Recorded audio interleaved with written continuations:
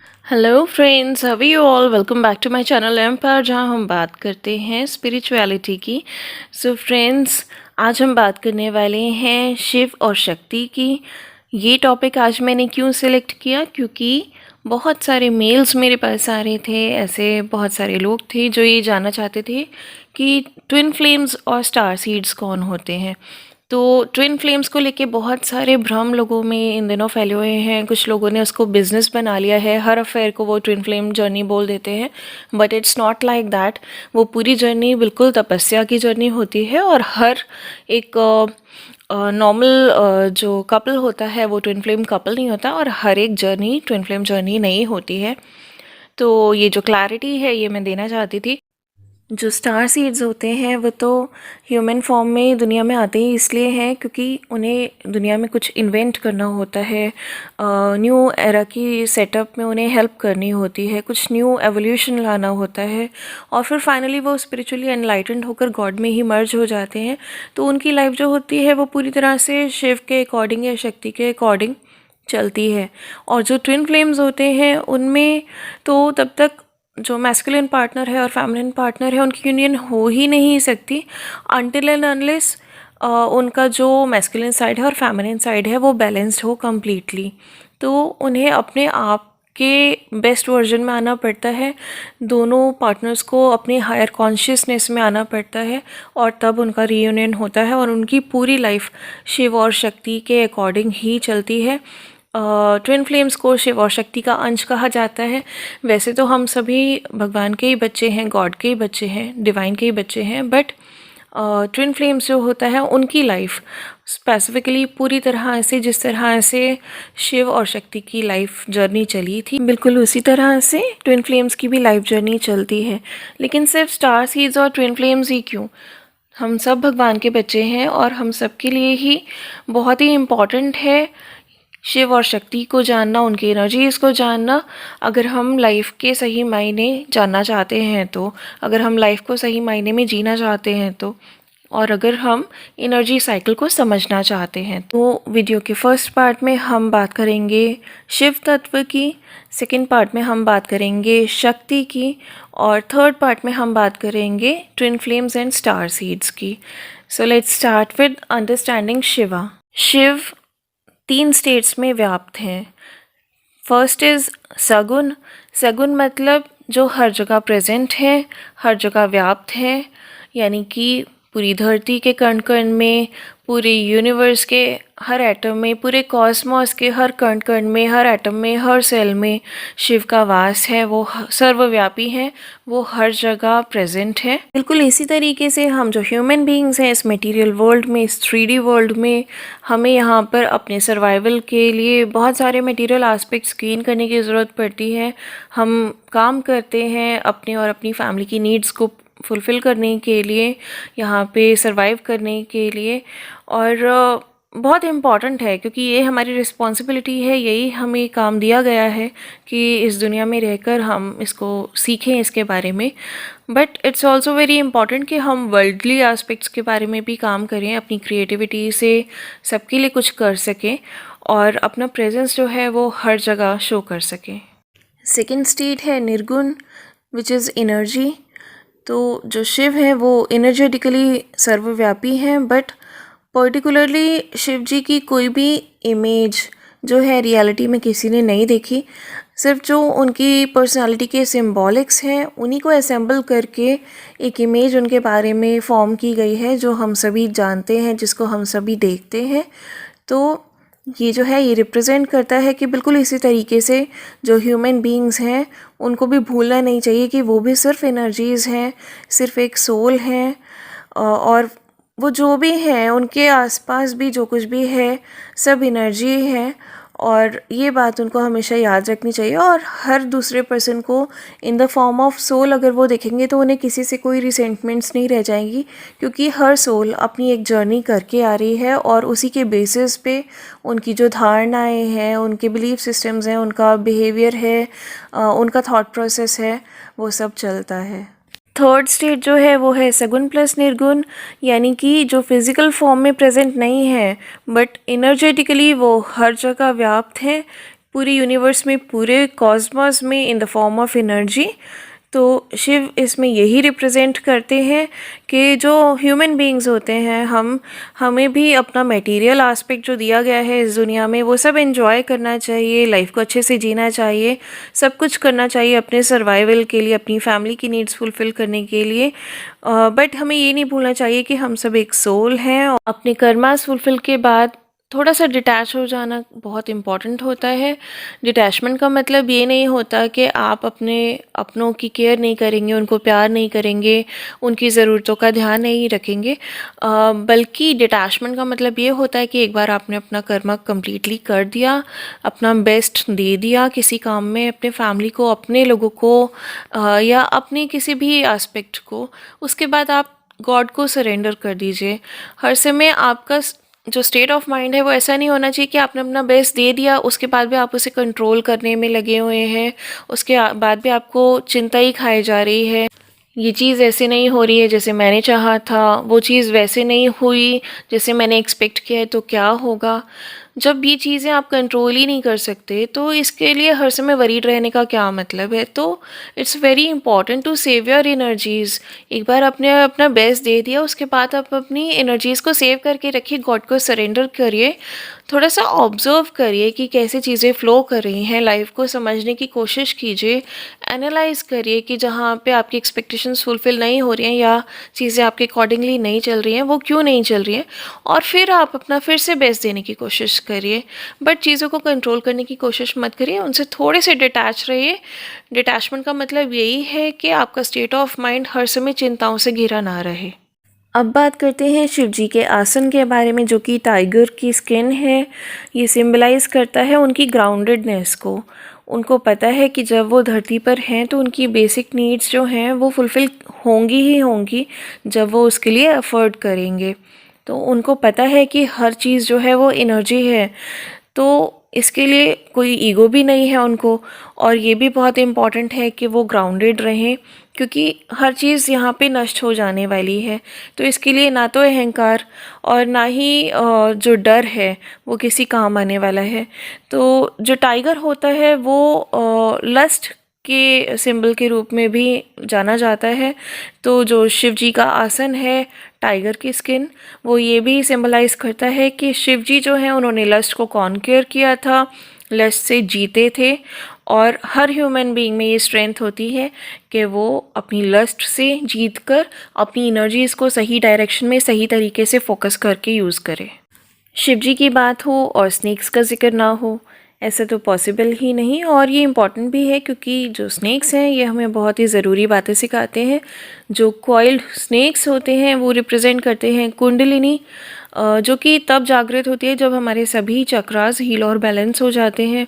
जो 3 कॉइल्स होती हैं शिव जी के गले में स्नेक्स की, वो रिप्रेजेंट करती हैं पास्ट, प्रेजेंट एंड फ्यूचर, जो कि भगवान के हाथ में है, उनका कंट्रोल भगवान के हाथ में है। बट हमारे हाथ में इतना ज़रूर है कि हम उन्हें हील करें और बैलेंस करें, ताकि हमारा जो लाइफ फोर्स एनर्जी सिस्टम है वो प्रॉपरली चलता रहे, हमारा माइंड, बॉडी और सोल अच्छे से अलाइंड रहे और हमारी जनरेशन्स भी हील्ड हो सकें। चक्रास हीलिंग की हेल्प से हमारा पास्ट हील हो सकता है और इसकी हेल्प से हम अपने प्रेजेंट पर फोकस कर सकते हैं और एक अच्छा फ्यूचर क्रिएट कर सकते हैं। इसके अलावा जो कुंडलिनी होती है वो स्पाइरल स्टेयरकेस की तरह लगती है, जैसे जो राउंड सीढ़ियाँ होती हैं ना, बहुत सारे बिल्डिंग्स में ऐसा दिखाते हैं, वो कुंडलिनी बिल्कुल उसी की तरह होती है। और एक्चुअली लाइफ बिल्कुल ऐसी ही है, स्पाइरल, घूम घूम कर बार बार पास्ट की कितनी ही बातें, कितने ही इंसिडेंसेस हमारे सामने आते हैं या हमें याद आते हैं और हमें इफ़ेक्ट करते हैं।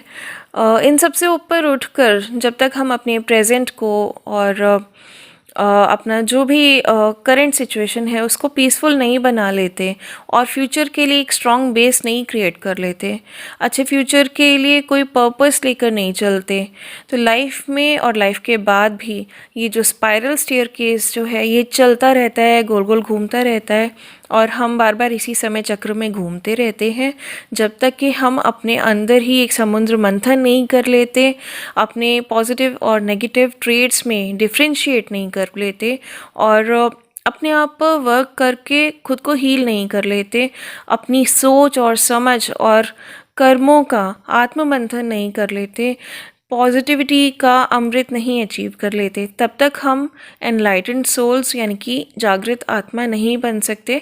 और तब तक हमें इसी समय चक्र में घूमना पड़ता है, बिल्कुल इसी स्पाइरल स्टेयरकेस की तरह। और बार बार ये इंसिडेंसेस, ये वुंड्स, ये पास्ट लाइफ के जो हर्ट्स हैं, पेन्स हैं, ये बार बार हमारे पास आते रहते हैं, हम अपनी याद लाते रहते हैं बर्थ आफ्टर बर्थ। तो इनको हील करना बहुत ही इम्पॉर्टेंट है। इसके अलावा जो स्नेक हम शिव जी के शोल्डर पर, कंधे पर देखते हैं, वो रिप्रेजेंट करता है ईगो पर शिव जी की जीत, क्योंकि जो स्नेक होता है वो ईगो को सिंबलाइज करता है। ईगो जो होता है वो अहंकार नहीं बल्कि डर का एक प्रतीक होता है, डर का ही एक रूप होता है। क्योंकि हमें हर वक्त ये जैसे शिव जी के शोल्डर पर बैठा हुआ दिखता है, ऐसे ये हमारे शोल्डर पर भी बैठा रहता है और ये बार बार हमारे कान में एक आवाज़ लगाता रहता है, हमारे माइंड में एक बात ड्रॉप करता रहता है कि अगर चीज़ें वैसे नहीं हुई जैसे हमने एक्सपेक्ट की हैं तो क्या होगा। और इसी डर से हम बहुत सारी चीज़ें नहीं करते या सही तरीके से नहीं करते। बहुत सारे सही काम हमें करने से ये जो ईगो है रोक देती है। बट ये जानना बहुत ही इम्पॉर्टेंट है कि ईगो का हमारे शोल्डर पर होने का पर्पस ये है कि हम एक चेक रखें अपने ऊपर कि कहीं हम अपनी सेल्फ रिस्पेक्ट डाउन करके तो कोई चीज़ नहीं कर रहे, कहीं हम अपनी सेल्फ वर्थ को किसी डिपेंडेंसी के चलते ख़त्म तो नहीं कर रहे। बस इतना चेक रखना इम्पॉर्टेंट है। और इसके लिए जो ईगो है, इसका पर्पस होता है हमारे शोल्डर पर वास करना। बट अदरवाइज़ अगर ये हमें किसी सही काम को करने से रोक रही है तो हमें बस इसे रोकना है ये कहकर कि बस यहाँ बैठकर चीज़ों को ऑब्ज़र्व करना तुम्हारा काम है। हमें हमारी सेल्फ़ रिस्पेक्ट और सेल्फ़ वर्थ को याद दिलाना आपका काम है। बट हमारे सही काम में इंटरफेयर करना और सही काम को करने से हमें रोकना is not your part of job. So sit here silently. भगवान शिव को नीलकंठ भी कहा जाता है और ये भी कहा जाता है कि शिव ही सत्य है। तो यहाँ जो ब्लू थ्रोट है यानी कि उनका नीला कंठ है, ये रिप्रेजेंट करता है इम्पोर्टेंस ऑफ हील्ड थ्रोट चक्र। क्योंकि जब हमारा विशुद्धि चक्र यानी कि थ्रोट चक्र हील्ड हो जाता है तो ये हमें सच बोलने का साहस देता है, हिम्मत देता है। ये प्रेजेंट करता है वो एनर्जी जो लाइफ में सही डिसीजंस को बहुत ही बोल्डली और ब्रेवली सही डिसीजंस लेती है और बहुत ही क्लियरली और ट्रूथफुली लोगों के आगे अपनी जो सही डिसीजंस हैं उनको प्रेजेंट करती है, उनको रखती है। उनका नीला कंठ वो एनर्जी रिप्रेजेंट करता है जो अपने सही डिसीजंस को बहुत ही ब्रेवली लेते हैं, बहुत ही क्लियरली और ट्रूथफुली सच्चाई के साथ उसे लाइफ में एप्लीकेबल करते हैं और लोगों के सामने बहुत ही इफ़ेक्टिवली अपने सही डिसीजंस को प्रेजेंट करते हैं। उन्हें ये डर नहीं होता कि लोग क्या कहेंगे और क्या सोचेंगे। जो ब्लू थ्रोट है, नीलाकंठ है, वो सच बोलने की स्ट्रेंथ का प्रतीक है।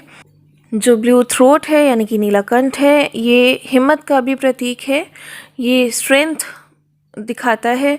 क्योंकि जो लोग हैं वो हमें बहुत सारे हर्टफुल बातें कह जाते हैं, बहुत सारी पेनफुल मेमोरीज़ देकर जाते हैं, बहुत सारे एक्सपीरियंसेस लाइफ में ऐसे दे जाते हैं कुछ लोग जो हमारे लिए बहुत ही शॉकिंग होते हैं, हमने उनसे कभी एक्सपेक्ट नहीं किए होते।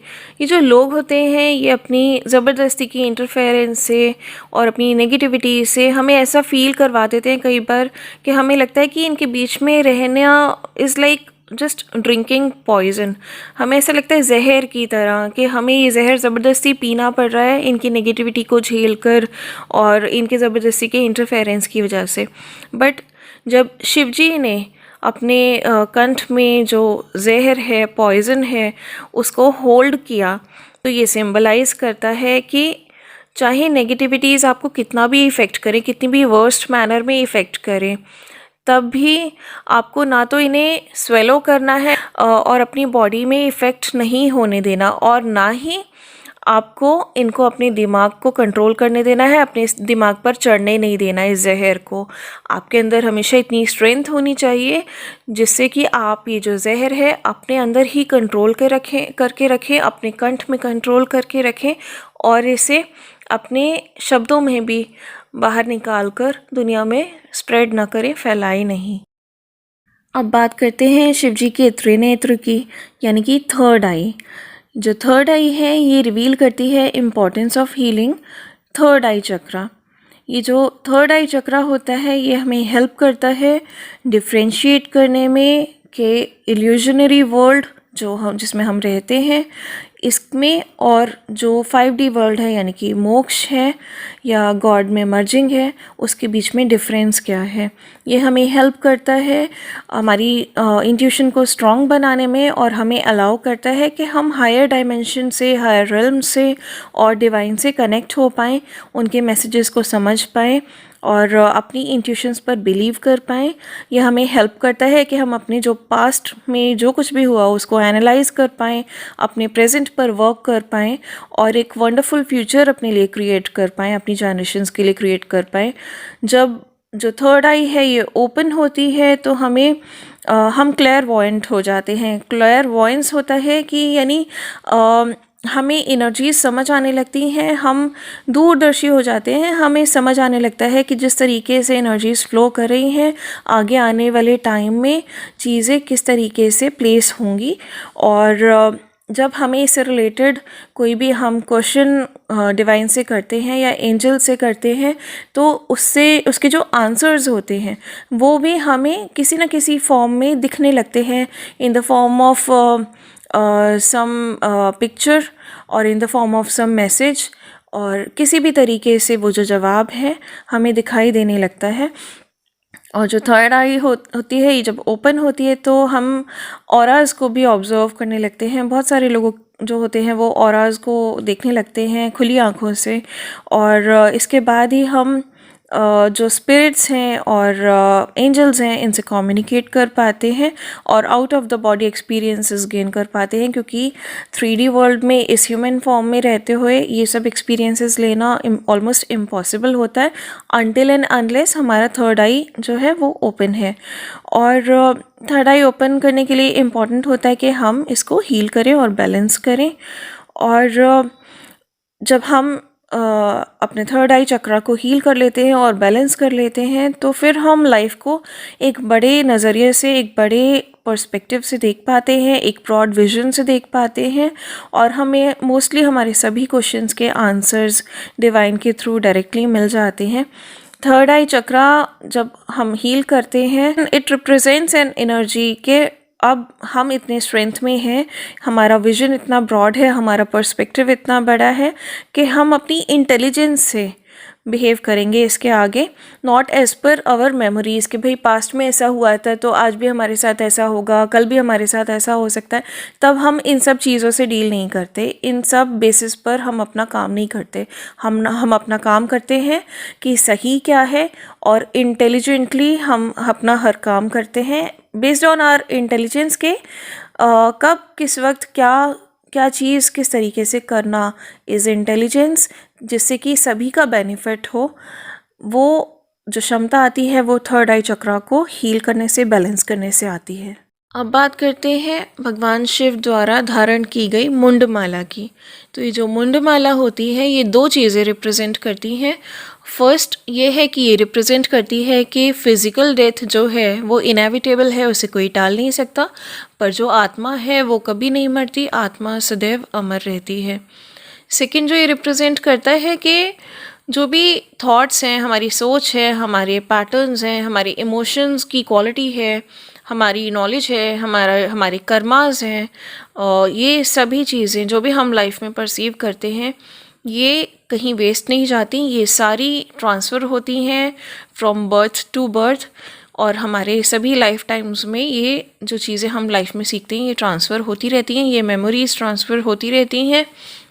जितने भी रिकॉर्ड्स हैं ये सभी हमारे डीएनए में स्टोर्ड रहते हैं।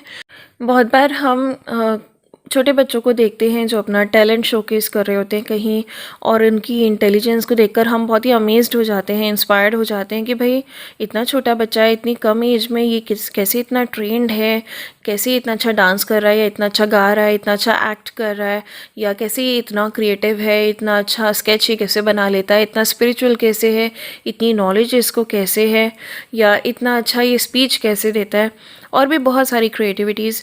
और हम बस ये सोचते हैं कि कैसे इस बच्चे में ही इतना, लाइक वी से it's a God gift, but God gift होने के अलावा ये दिस इज़ ड्यू टू जो भी हमारा पास्ट लाइफ की नॉलेज है और हार्ड वर्क है, इसकी वजह से ये उस बच्चे में आया है ट्रांसफ़र होके, जो उन्होंने पहले मेहनत करी है। हाउएवर ऐसा भी होता है कि ड्यू टू आवर कर्मास कई बार हमारा लाइफ स्पैन एंड अप हो जाता है और हम स्ट्रगल्स ही करते रह जाते हैं, हमारी मेहनत के लिए हमें रिवॉर्ड्स नहीं मिलते, बट ये रिवॉर्ड हमें नेक्स्ट लाइफ में मिलते हैं। बहुत थोड़ी सी मेहनत करने पर ही हमें ये रिवॉर्ड मिल जाते हैं।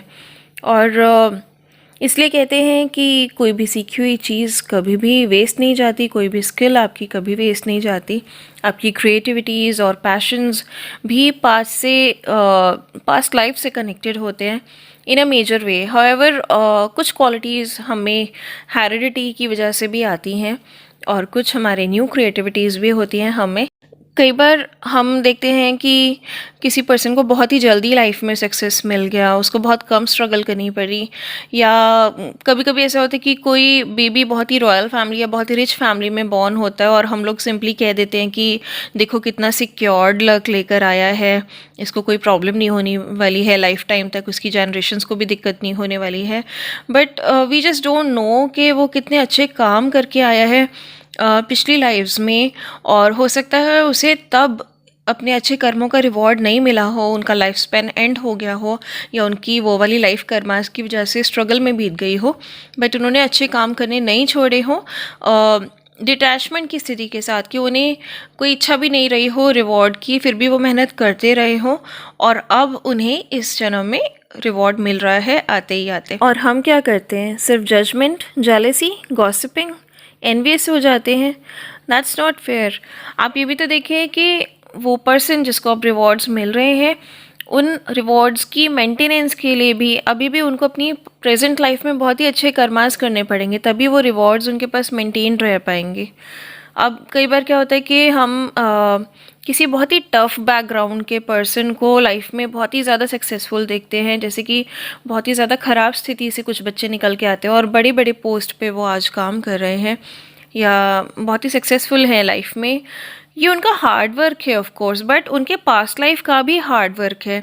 जो भी है उनके कई बार ऐसा होता है कि कर्मा बैगेज इतना बड़ा हो जाता है कि ये जो लोग हैं इन्होंने पूरी लाइफ स्ट्रगल किया होगा और नेक्स्ट लाइफ में आते आते भी वो बहुत स्ट्रगल करते हैं। जैसे जैसे उनके कर्मास कंप्लीट होने लगते हैं तब जाके उनके आगे कुछ ऐसी सिचुएशंस बनती हैं जिससे उन्हें एक पुश मिलता है एक स्किल को सीखने का, उसमें मास्टरी करने का, और वो अपनी पूरी मेहनत लगाकर और उसे उस चीज़ को अचीव कर लेते हैं और बहुत सक्सेसफुल लाइफ में हो जाते हैं। और ये सक्सेस मेंटेन करने के लिए फिर से कॉन्शियसली और अनकॉन्शियसली वो अपनी लाइफ पर्पस को सर्च करते हैं, उस पर वर्क करते हैं और अपनी जो भी स्किल्स उन्होंने मास्टर की थी वो लोगों तक पहुंचाते हैं, उसे स्प्रेड करते हैं और अपनी क्रिएटिविटी से भी लोगों का भला करते हैं। Next we'll talk about moon, जो अर्धचंद्र हमें शिव जी की जटाओं में दिखता है।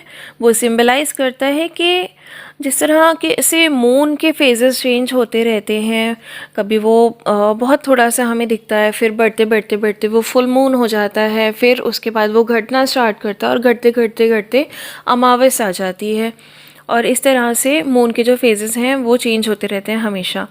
तो ये जो मून है ये सिंबलाइज करता है कि लाइफ का हर दिन सेम नहीं होता, ups and downs, highs and lows life में हमेशा कंटिन्यू ही रहेंगे। अगर हम इनसे हर समय अफेक्टेड होते रहेंगे तो हम इनसे ऊपर उठना नहीं सीख पाएंगे। इस इल्यूजनरी वर्ल्ड में हम जस्ट सीखने के लिए ही आए हैं। इस क्लास से हम ऊपर कभी नहीं उठ पाएंगे, इसमें फेल होकर इसी में बैठे रह जाएंगे अगर हम अपने अप्स एंड डाउन्स और हाइज एंड लोज को कोप अप करना नहीं सीखेंगे, उनको फेस करके उनसे ऊपर उठना नहीं सीखेंगे। तो ये जो रोलर कोस्टर है ना लाइफ का, ये तो सारी ज़िंदगी ऐसे ही घुमाता रहेगा हमें। बट हम क्या कर सकते हैं कि अपने थॉट्स, अपने वाइब्रेशंस को इतना हाई रखें, अपने कर्मास को इतना अच्छा रखें कि हम अपनी सारी ये जो नेगेटिविटीज़ हैं इनसे ऊपर उठ सकें।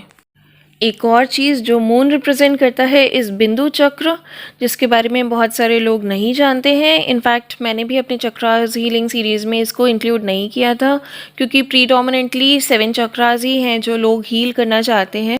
But this is also very important chakra, इसकी भी हीलिंग बहुत ही इम्पॉर्टेंट होती है। और अब जब मैं बात कर रही हूँ महादेव की, तो I feel that I am suppose to spread knowledge about this too. तो मैं अब इस चीज़ के बारे में आपको बता रही हूँ। जो बिंदु चक्र होता है वो सिम्बलाइज्ड होता है एक हाफ मून अर्धचंद्र और उसके ऊपर एक डॉट या वॉइड या पॉइंट या बिंदु आप उसको कह सकते हैं।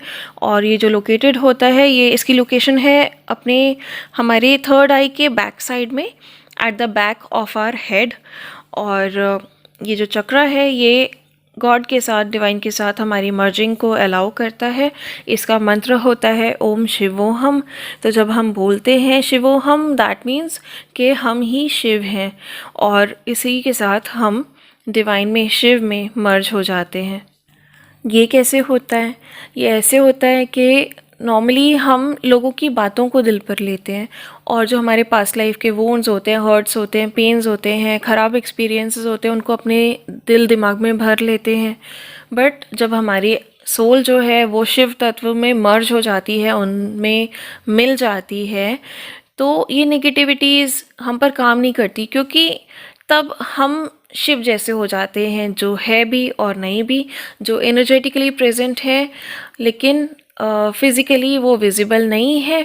और हमारे साथ क्या होता है कि हम फिज़िकली प्रेजेंट हैं लेकिन हमारी सोल पर ऐसी नेगेटिविटीज़ का कोई असर नहीं है। हमारी सोल इन चीज़ों के लिए प्रेजेंट नहीं है। हमारी सोल सिर्फ अपने शिव के लिए, अपने डिवाइन के लिए प्रेजेंट है।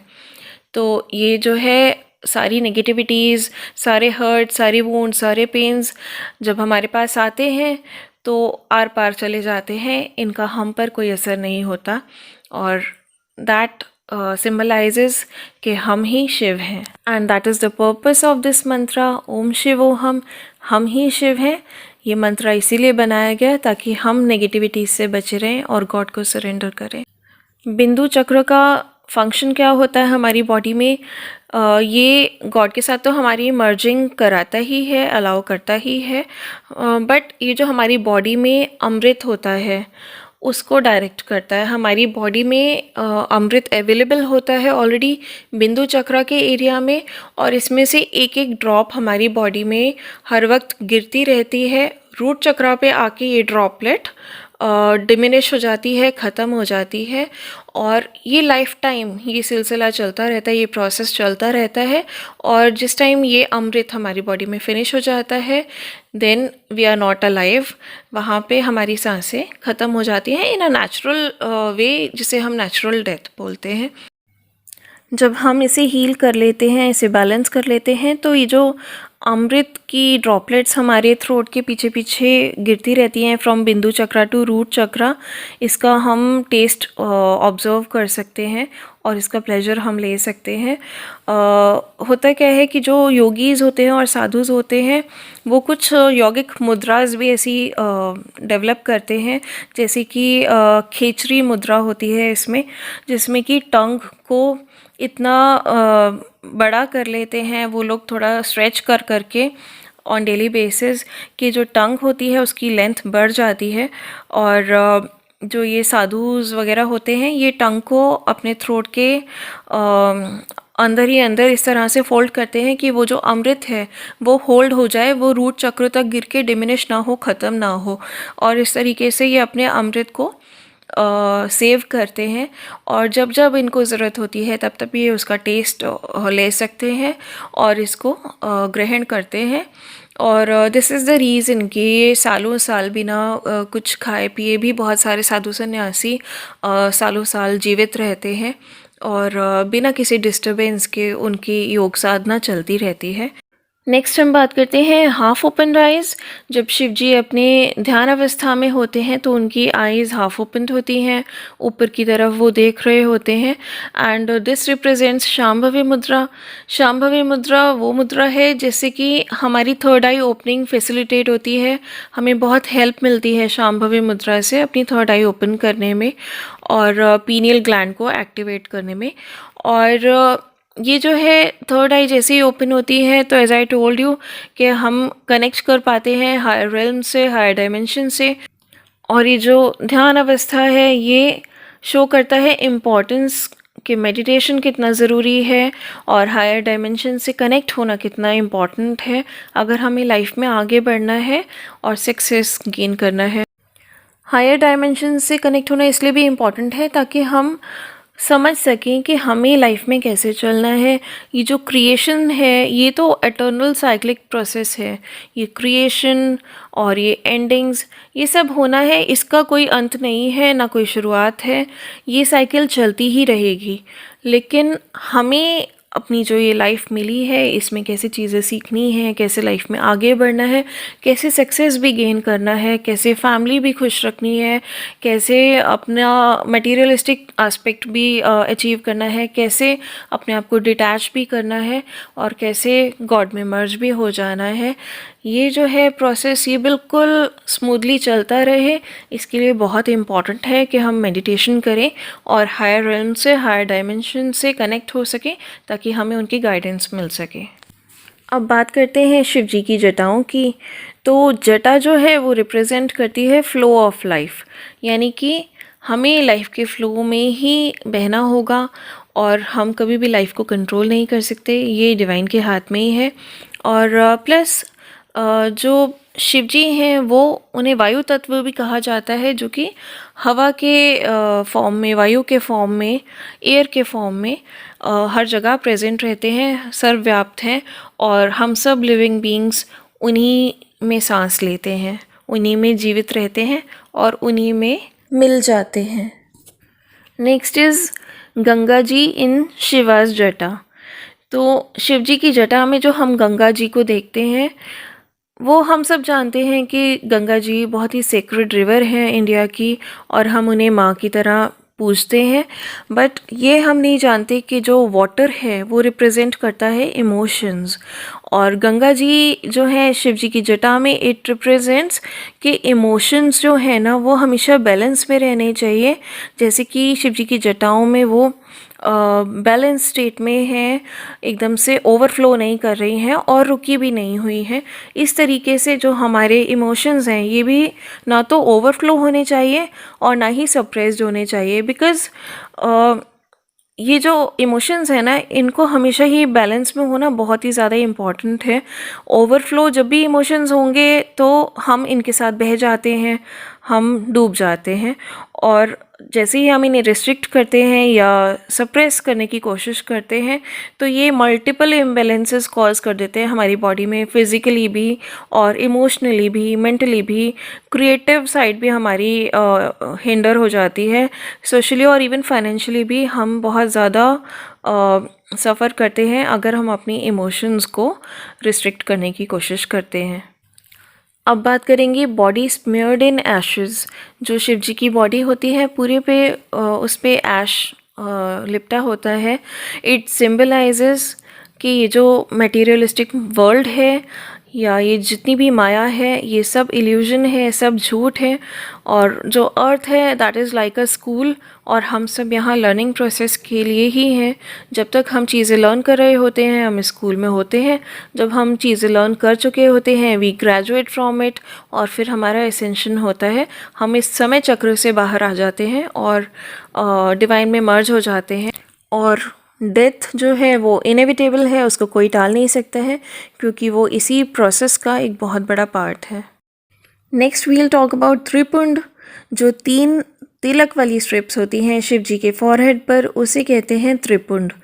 तो let's start from the lowest strip. जो लोएस्ट स्ट्रिप होती है उसको कहते हैं तमस गुण, जिसका मतलब है कि जब एक पर्सन लेज़ी होता है, हैवी एनर्जीज़ में होता है, डिस्ट्रक्टिव नेचर वाला होता है और उनमें इम्प्योरिटीज़ होती हैं काफ़ी हद तक, बहुत सारे एस्पेक्ट में वो नेगेटिव भी होते हैं, अनअवेकन्ड सोल होती है वो और अनअवेयर होते हैं एनर्जीज से, तब वो तमस गुण वाली एनर्जी में होते हैं। फिर उसके बाद उनकी अवेकनिंग स्टार्ट होती है तो वो मिडिल स्ट्रिप पर आते हैं। मिडिल स्ट्रिप इज़ कॉल्ड रजस गुण। तो रजस गुण में क्या होता है कि वो बहुत कुछ करना चाहते हैं पर उनको थोड़ा सा कन्फ्यूज़न रहता है। बहुत सारी चीज़ों में वो बैलेंस्ड होने की कोशिश करते हैं और बहुत सारी चीज़ों में वो ईगरनेस भी शो कर देते हैं। बहुत सारी चीज़ों के लिए वो पैशनेट होते हैं पर चीज़ें वर्कआउट नहीं कर रही होती हैं और वो उसका रीज़न समझने की कोशिश नहीं कर रहे होते। बहुत सारी चीज़ों में उनकी ईगो आड़े आ जाती है जब भी वो कुछ सही करना चाहते हैं, और बहुत सारी चीज़ों में उन्हें अनकंडीशनल लव चाहिए भी होता है और देना भी होता है, पर कहीं ना कहीं वो सेल्फ सेंटर्ड हो जाते हैं ड्यू टू एनी फियर या ईगो की वजह से। फिर अवेकनिंग कंप्लीट होती है और एसेंशन स्टार्ट होता है और पर्सन आता है अपर स्ट्रिप पर। अपर स्ट्रिप इज़ कॉल्ड सत्वगुण। सत्वगुण का मतलब तब जो एनर्जीज होती हैं हमारी वो हारमोनियस हो जाती हैं, काफ़ी प्योर हो जाती हैं। हम लोगों के वेलफेयर के बारे में सोचते हैं, अपना अच्छा सोचते हैं, सेल्फ लव करते हैं, सेल्फ केयर में आ जाते हैं। हमारे जो आइडियाज़ होते हैं वो डिस्ट्रक्शन बेस्ड नहीं होते, वो कंस्ट्रक्शन बेस्ड होते हैं। हम चीज़ों को बनाना चाहते हैं और कुछ भी ख़राब नहीं करना चाहते, काइंड होते हैं। हमारी क्रिएटिविटी बहुत अच्छी हो जाती है, हम बहुत बैलेंस्ड होते हैं और हम अवेकन्ड सोल होते हैं, हम एसेंडेड सोल होते हैं। इट कैन बी कंक्लूडेड कि ये जो तीनों स्ट्रिप्स होती हैं ये रिप्रेजेंट करती हैं अनअवेकन्ड सोल से लेकर अवेकन्ड सोल और फिर उसके बाद एसेंडेड सोल तक की जर्नी जो होती है। और ये जो फैसिलिटेट की जाती है वो थर्ड आई के द्वारा की जाती है। जब थर्ड आई बंद होती है तो हम तमस गुण वाली स्टेट में होते हैं, जब थर्ड आई हाफ खुलती है तो हम रजस गुण वाली स्टेट में होते हैं, और जब थर्ड आई कम्प्लीटली ओपन हो जाती है तब हम सत्व गुण वाली स्टेट में होते हैं, यानी कि एसेंडेड बीइंग बन जाते हैं।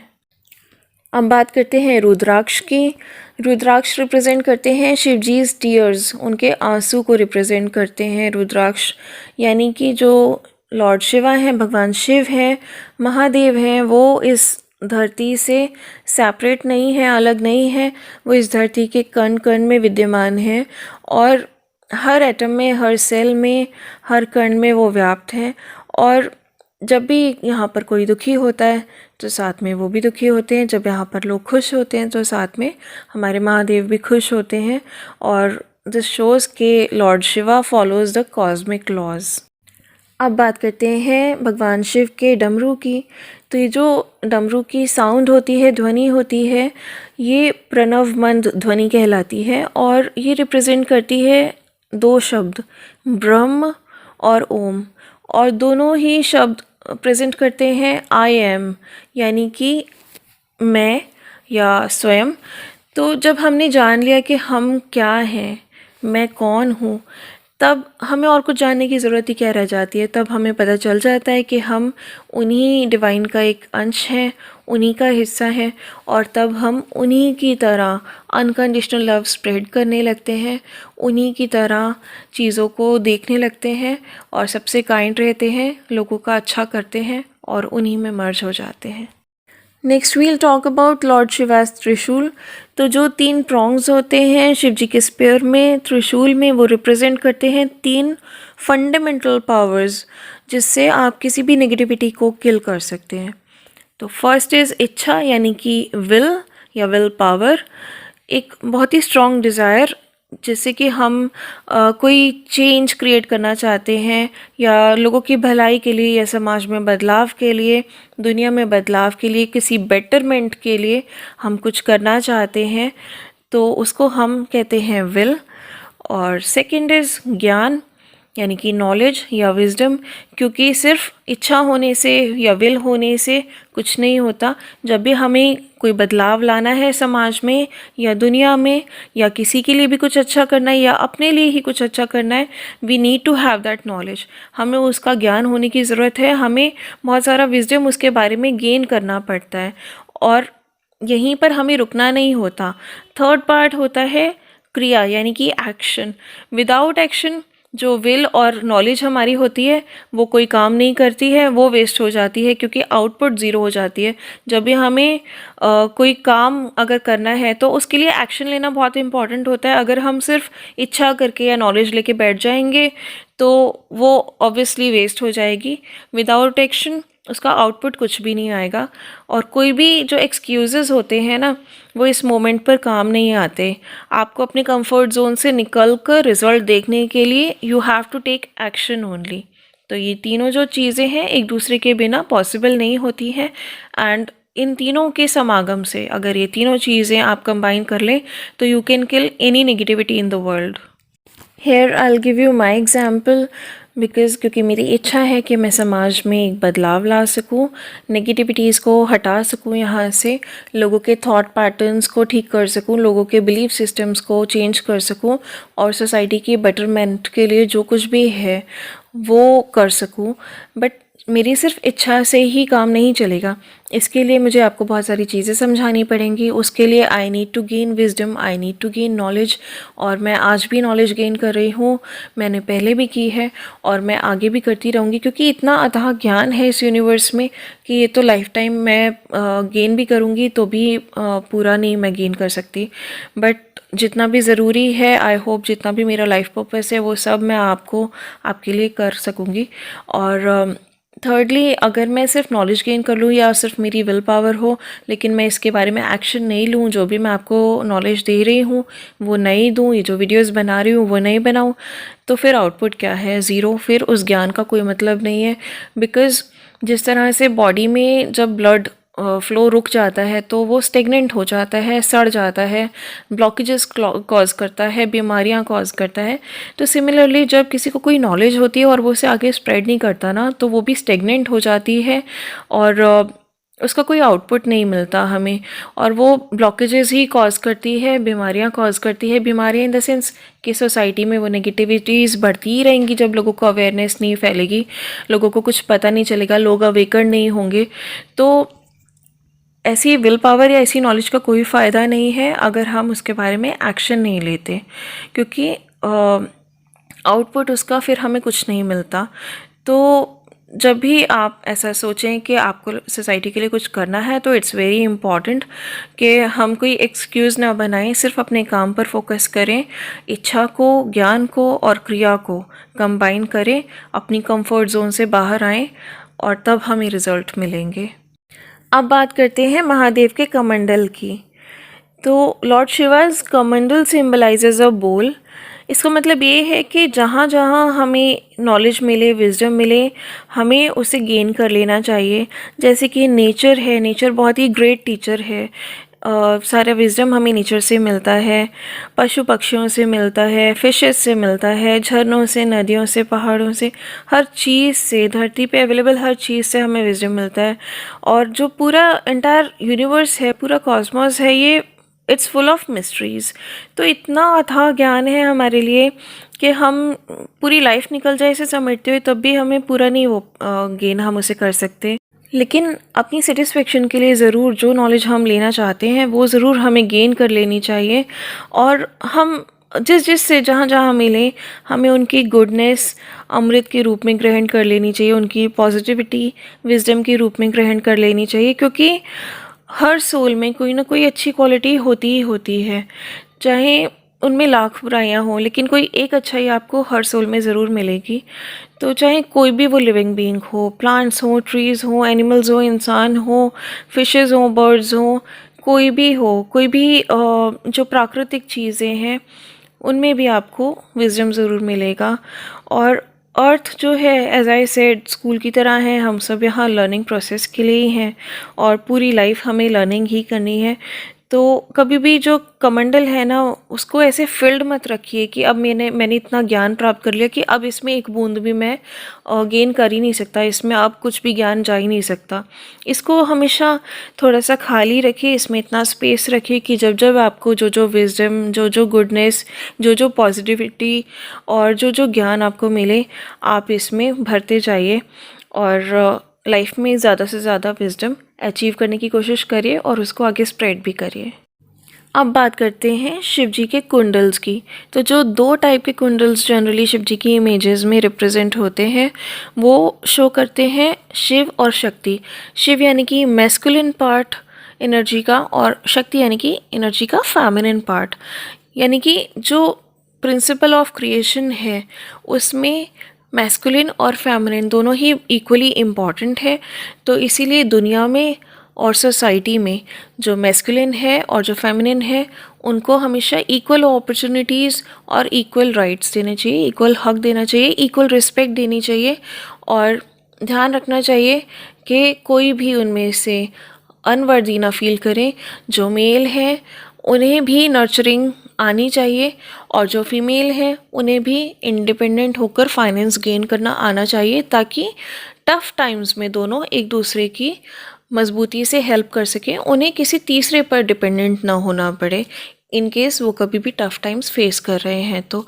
और इन केस अगर उन दोनों में से कोई एक अवेलेबल नहीं भी है, जैसे कि बहुत सारी प्रॉब्लम्स ऐसी आती हैं जब दो में से कोई एक अवेलेबल नहीं होता है, तो इन दैट केस ऐसा माइंडसेट हो जाता है प्रॉब्लम्स के चलते लोगों का कि सुसाइडल माइंडसेट हो जाता है, या बहुत ही ज़्यादा वो उनकी एम्पावरमेंट में कमी आ जाती है, बहुत ही ज़्यादा वो हर्ट्स और वुंड्स और पेन्स वो सब उनके ऊपर उनको सराउंड कर लेते हैं, उनमें नेगेटिविटी आ जाती है। बट अगर वो इतने मज़बूत है कि वो अपने दोनों आस्पेक्ट को हैंडल कर सकें, यानी कि जो मेल है उनमें नर्चरिंग एबिलिटीज़ भी हैं फैमिली के लिए और फाइनेंशियल इंडिपेंडेंस भी वो अपनी कर रहे हैं, गेन कर रहे हैं, और जो फीमेल है वो भी ये दोनों चीज़ें कर रही है, यानी कि फैमिली की भी टेक केयर कर रही है और फाइनेंशियली भी इंडिपेंडेंट है, तो ये चीज़ जो है उनकी एम्पावरमेंट बनी रहेगी और उनमें नेगेटिविटी उनको कभी सराउंड नहीं कर पाएगी। अब बात करते हैं महादेव के नंदी जी की। तो नंदी जी जो हैं वो धर्म का प्रतीक है। इंग्लिश में अगर इसको ट्रांसलेट करेंगे तो इट बिकम्स राइटियसनेस। तो शिव जी जो हैं वो सदैव धर्म के साथ हैं और शिव ही सत्य हैं। तो राइटियसनेस जो है वो नंदी जी रिप्रेजेंट करते हैं और धर्म रिप्रेजेंट करते हैं। धर्म का मतलब यहाँ पे है कि सही काम को सही तरीके से सही इंटेंशंस के साथ करना, सो दैट बेस्ट आउटपुट मिले और कुछ वैल्यूएबल क्रिएट हो जिससे सभी का अच्छा हो, सबका भला हो। यही धर्म है and Shiva is the companion of righteousness. अब बात करते हैं माउंट कैलाश यानी कि कैलाश पर्वत की। ऐसा कहा जाता है कि कैलाश पर्वत महादेव का निवास स्थान है। तो एक्चुअली जो कैलाश पर्वत है इट इज़ अ गेटवे, कि ये एक द्वार है हायर रेल्म्स में जाने के लिए, एक पोर्टल की तरह है हायर डायमेंशंस में पहुंचने के लिए। लेकिन हम इस 3D वर्ल्ड में रहकर, इस मोह माया की दुनिया में रहकर, इस मटेरियलिज्म में रहकर कभी भी हायर रेल्म्स में कनेक्ट नहीं हो सकते। हमें एसेंट होना पड़ता है सारे वर्ल्डली मैटर्स से, सारी नेगेटिविटीज़ से, और तब हम गॉड में मर्ज हो पाते हैं और हायर डायमेंशंस में असेंड होकर पहुंच पाते हैं। गॉड की फुल फॉर्म ही देखिए ना, जनरेटर, ऑपरेटर और डिस्ट्रक्टर। तो ये समय चक्र जो है ये सदा चलता रहता है। ये जन्म से मरण तक का प्रोसेस जो है ये हमेशा चलता रहता है। तो इससे मुक्त हुए बिना हम कभी भी हायर डायमेंशंस में, हायर रिल्म्स में नहीं पहुंच सकते। बट हाँ, मेडिटेशन जब हम करते हैं तो सबकॉन्शियसली हम ज़रूर हायर डायमेंशंस में कनेक्ट हो सकते हैं और हायर रिल्म्स के जो एंजल्स होते हैं या एंटिटीज़ होती हैं उनसे हम कनेक्ट हो सकते हैं। अब बात करेंगे शिवलिंग की। तो शिवलिंग जो है सबसे पहले तो रिप्रेजेंट करता है शिव जी की सगुण प्लस निर्गुण फॉर्म। जैसे कि मैंने बताया कि वो फिज़िकली प्रेजेंट नहीं है बट एनर्जेटिकली वो कण कण में व्याप्त है। और जो शिवलिंग है ये न्यूक्लियर एनर्जी रिएक्टर की तरह भी जाना जाता है। कुछ रिसर्च स्कॉलर्स हैं वो शिवलिंग को न्यूक्लियर एनर्जी रिएक्टर कहते हैं, क्योंकि कोई और सिंबल या कोई और कंस्ट्रक्शन न्यूक्लियर रिएक्टर से इतना मैच नहीं करता जितना कि शिवलिंग मैच करता है। जो शिवलिंग होता है वो 2 पार्ट्स में बना होता है। एक सिलिंड्रिकल स्ट्रक्चर होता है जो ऊपर स्मूथ ब्लैक स्टोन से बना होता है और नीचे एक स्पाउट की तरह बना होता है, जिससे कि जिसमें से जब हम जल चढ़ाते हैं तो वो निकलता है। ऊपर एक पॉट ऑफ वाटर होता है जो कि शिवलिंग के ऊपर हमेशा टंगा रहता है। उसमें से बूंद बूंद करके जल उस सिलिंड्रिकल शेप यानी कि शिवलिंग पर अर्पण होता रहता है और बहुत ही कॉन्टिन्यूस स्पेस में ये प्रोसेस चलता रहता है। ये जो पानी है ये फ्लो करता है जो नीचे स्पाउट बना होता है उसके थ्रू, और ये सिर्फ शिव जी के टेम्पल में ही होता है जहाँ के हमें तीर्थ यानी कि जो होली वाटर होता है जो हमें कंज्यूम करने के लिए बाकी टेम्पल्स में दिया जाता है, वो शिव जी के टेम्पल में ये वाला वाटर जो एक एक ड्रॉप करके जल अर्पण होता है शिव जी के शिवलिंग पर और फिर नीचे गिरता है, वो किसी भी भक्त को कंज्यूम करने के लिए नहीं दिया जाता है, और कोई भी अलाउड भी नहीं होता कि वो जो स्पाउट है, जो शिवलिंग का बेस होता है राउंड, उसको प्रदक्षिणा के वक्त कभी भी क्रॉस करे। और एग्ज़ामिन भी अगर हम करें इस स्ट्रक्चर को, तो ये जो सिलेंड्रिकल स्ट्रक्चर है ये exactly modern day nuclear reactor की तरह ही बना हुआ है। जो पॉट ऑफ वाटर होता है जो ऊपर टंगा होता है, वो रिजेंबल करता है कि जो रिएक्टर होता है उसको कूल डाउन होने के लिए, क्योंकि वो एनर्जी जनरेट करता है तो हीट अप हो जाता है, उसको कूल डाउन करने के लिए पानी की ज़रूरत होती है। तो शिवलिंग पर बूंद बूंद करके जो जल है वो अर्पण होता रहता है। और जो नीचे का राउंड शेप का ग्रूव होता है वो भी इसी तरीके से बना होता है कि जब शिवलिंग में एनर्जी, ऊपर सिलेंड्रिकल शेप में एनर्जी जनरेशन हुआ, वो हीट अप हुआ, ऊपर से जल गिरा, वो कूल डाउन हो गया। अब ये जो जल है जो नीचे सर्कलिंग करके फिर नीचे फ्लो कर जाता है, वो इट्स अ पॉल्यूटेड वाटर जो कि एनर्जी जनरेशन के टाइम डिस्पोज ऑफ हुआ रिएक्टर में से। और एग्जैक्टली इसी रीज़न की वजह से ये जो वाटर है ये कंज्यूम नहीं किया जाता है, क्योंकि ये पॉल्यूटेड होता है with radiations and nuclear waste. So ये जो एक्सप्लेनेशन है ये कहता है कि शिवलिंग सिर्फ एक निराकार अनसीन गॉड का सिंबल नहीं है, बल्कि ये सिंबल है न्यूक्लियर रिएक्टर का, जो कि यूनिवर्सली प्रेजेंट न्यूक्लियर एनर्जी को जनरेट करता है। ये एनर्जी इतनी शक्तिशाली है, इतनी सर्वव्यापी है। ये शक्ति स्वयं शिव है और ये शक्ति शिव के द्वारा ही रचित है। और ये एक्सप्लेनेशन अपने आप में प्रूव करती है कि शिव इस धरती के, इस यूनिवर्स के, इस कॉस्मोस के कण कण में व्याप्त हैं। सो एक मैस्कुलिन जो दुनिया में रहते हुए अपने मटेरियल एस्पेक्ट्स को गेन करते हुए, अचीव करते हुए, अपनी फैमिली की नीड्स का ध्यान रखते हुए खुद को सेल्फ लव करता है, सेल्फ केयर करता है और धरती के लोगों के लिए कुछ करने का जज्बा रखता है, वो जो ग्राउंडेड है, जिसमें लस्ट नहीं है, जिसमें अहंकार नहीं है, जिसे अपनी मेहनत पर और उस ईश्वर पर पूरा भरोसा है, वो जो अपनी पास्ट की वोन्स को साथ में लेकर नहीं चलता, बल्कि उनसे समझे गए लेसन्स को, लर्निंग्स को साथ में लेकर चलता है और अपनी इंटेलिजेंस से लाइफ में आगे बढ़ता है, सक्सेस गेन करता है, इस समय चक्र से ऊपर उठकर दिखाता है। वो जिसमें सच बोलने की क्षमता होती है, जो अपने सही डिसीजंस को सच्चाई के साथ बोल्डली और क्लियरली लोगों के सामने प्रस्तुत करने का, प्रेजेंट करने का जिसमें कैपेसिटी है, कैपेबिलिटी है, वो जो ईश्वर के रास्ते पर चलने के लिए सक्षम है, जो अपने पर्सपेक्टिव को, अपने नज़रिए को बड़ा करके लोगों के बारे में सोचता है, जो कि अपना विजन ब्रॉड करने के लिए, समाज की भलाई के लिए सोचता है, जो कि पुरानी सैडनेस को साथ में कैरी नहीं करता, बल्कि ये देखता है कि अपनी इंटेलिजेंस से किस तरह काम करे कि सबका भला हो। वो जो पास्ट कर्मास को लेकर यहाँ पे कंप्लीशन करके ग्रेटफुल रहता है भगवान का कि जो हुआ वो अच्छे के लिए हुआ, मेरे कर्म कट गए, अब आगे जो मेरी क्रिएटिविटी है और जो भी मुझे लाइफ मिली है, इससे मैं कुछ ऐसा करके दिखाऊंगा जिससे मैं सक्सेस भी गेन करूं और लोगों के लिए भी बहुत सारी इंस्पिरेशन और बहुत सारा विजडम यहाँ पर छोड़ जाऊं और अपनी अर्निंग से या अपना जो भी मैंने गेन किया लाइफ में उस सक्सेस से लोगों के लिए भी, समाज के लिए भी कुछ अच्छा भला कर सकूं। वो जो ये अच्छे से जानता है कि ये अप्स एंड डाउन्स या हाइज एंड लोज लाइफ में हर वक्त चलते रहेंगे, इस समय चक्र से ऊपर उठकर, इस मोह माया से ऊपर उठकर, इस इल्यूजनरी वर्ल्ड की टेंशन से, नेगेटिविटी से ऊपर उठकर एसेंट होना ही हमारी सबसे बड़ी रिस्पॉन्सिबिलिटी है। हम धरती पर यही सीखने आए हैं। वो जो ये जानता है कि धरती पर हर प्राणी को जो फ्लो चल रहा है उसी के साथ फ़्लो करना पड़ेगा, उसी फ़्लो में बहना पड़ेगा अगर उसे अपनी लाइफ अच्छे से जीनी है, सक्सेस पाना है। तो वो जो अपने इमोशंस को ना ओवरफ्लो होने देता है, ना सप्रेस करता है, उन्हें हमेशा बैलेंस में रखता है ताकि उसका हर रिश्ता और हर आस्पेक्ट हमेशा बैलेंस्ड रहे।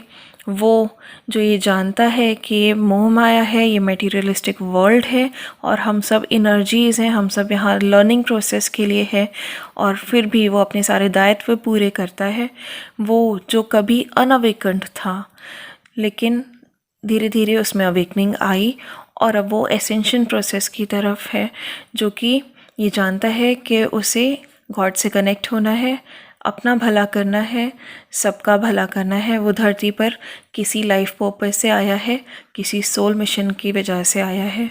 वो जो कि ये जानता है कि वो कॉस्मिक लॉज से जुड़ा हुआ है, सदा जुड़ा रहेगा। जब वो धरती पर है तो धरती पर उसने बहुत सारे लेसन सीखे, बहुत सारा ज्ञान प्राप्त किया, बहुत सारा विजडम गेन किया, और धरती से जाने के बाद भी वो लोगों के लिए जो काम करके गया धरती पर, उसके ज़रिए लोगों के बीच प्रेजेंट रहेगा।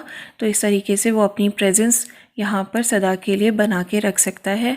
वो जो ये जानता है कि वही भगवान का अंश है, जब उसने खुद को जान लिया और भगवान में मर्ज हो गया तो अब बाकी कुछ नहीं रह गया है। अब वो धरती पर सिर्फ लोगों का अच्छा करने के लिए है। वो जो जानता है कि इच्छा, ज्ञान और क्रिया के कॉम्बिनेशन से ही वो किसी भी नेगेटिविटी को किल कर सकता है, चाहे वो नेगेटिविटी उसकी अपनी लाइफ की हो, चाहे वो नेगेटिविटी समाज में हो, चाहे वो नेगेटिविटी पूरी धरती पर हो। वो जो हमेशा विजडम गेन करने के लिए, नॉलेज गेन करने के लिए ओपन रहता है, अलाउ करता है कि मिस्ट्रीज़ उसके सामने अनफोल्ड हो सकें, जो सदैव ईश्वर का और नेचर का और हर चीज़ का ग्रेटफुल रहता है, क्योंकि उसे हर चीज़ से कोई ना कोई ज्ञान, कोई ना कोई विजडम, कोई ना कोई अच्छाई, कोई ना कोई पॉजिटिविटी ज़रूर मिलती है। वो जो धर्म का साथ देता है, सत्य का साथ देता है, जो हमेशा सही काम को सही तरीके से, सही इंटेंशंस के साथ, यानी कि सही भाव के साथ करने में सक्षम है, और जो ये चाहता है कि वो जो भी करे वो पूरी मानवता की भलाई के लिए हो।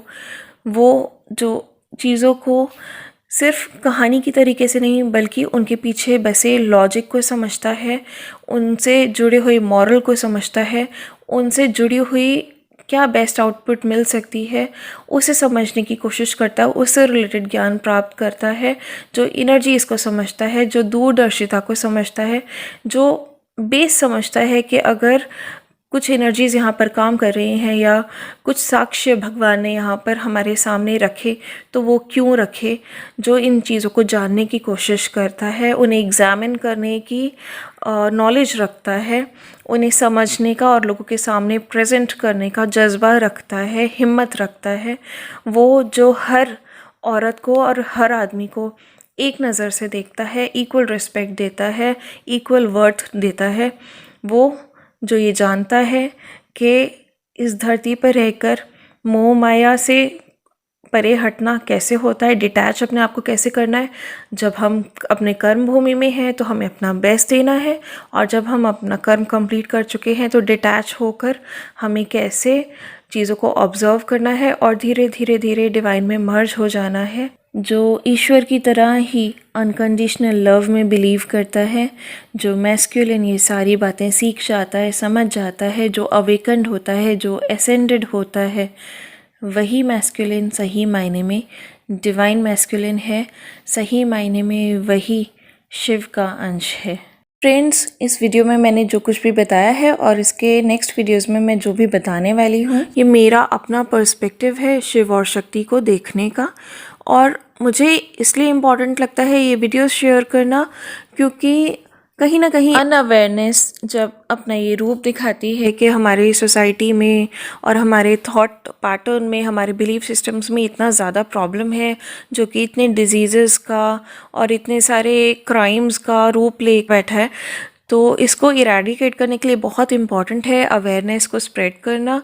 जो पहले ज़माने में ऋषि मुनि होते थे, संत महात्मा होते थे, साधु सन्यासी होते थे, वो कहानियों के ज़रिए हमें ये सब नॉलेज देने की कोशिश करते थे।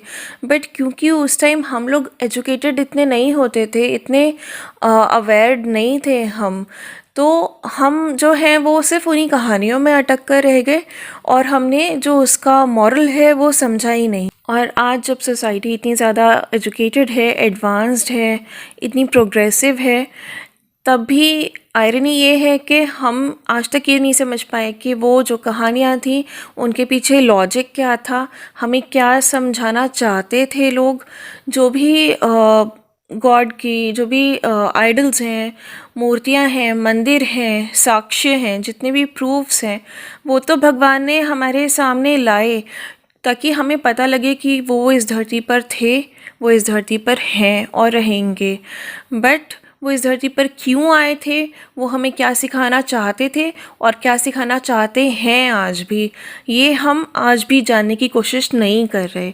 तो basically we all need to be awakened and be aware, ताकि सोसाइटी में जो आज की डेट में प्रॉब्लम्स हैं, पूरे जो भी ह्यूमैनिटी है, पूरी ह्यूमन रेस में जो इश्यूज़ हैं, थॉट पैटर्न्स को लेके, उनके बिलीफ सिस्टम्स को लेके, डिप्रेशन को लेके, जितनी भी क्रोनिक डिजीज़ेस हैं, छोटे छोटे बच्चों को इतनी बड़ी बड़ी बीमारियां हैं, जितना भी ये सोसाइटल जो है माइंडसेट है यूथ का, जितनी भी प्रॉब्लम्स हैं, इनको क्योर किया जा सके, इनका इरेडिकेशन हो सके, इस नेगेटिविटी का इरेडिकेशन हो सके, इसके लिए मुझे इम्पॉर्टेंट लगता है कि मैं ये वीडियोस शेयर करूं, ताकि आप शिव और शक्ति को एनर्जेटिकली भी समझ पाएँ और वो आपको क्या समझाना चाहते थे कहानियों के ज़रिए, मंदिर के ज़रिए, प्रूफ्स के ज़रिए और सारे साक्ष्यों के ज़रिए, वो आज आप समझ पाएँ।